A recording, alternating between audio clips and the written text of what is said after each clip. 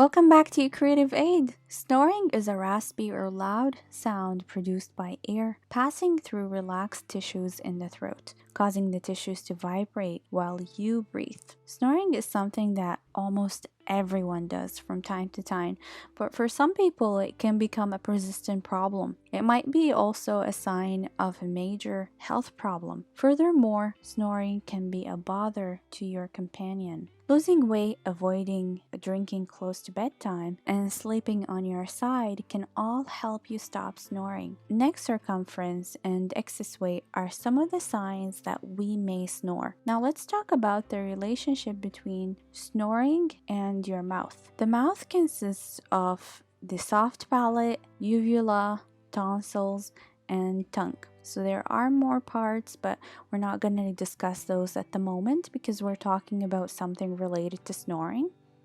So here's how to check. Stand in front of the mirror and open your mouth as if you are swallowing.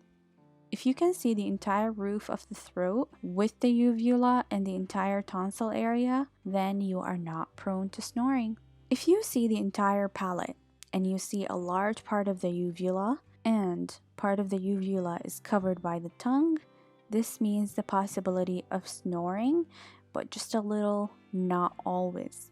If you don't see the uvula at all, but only see the palate of your throat, you snore often.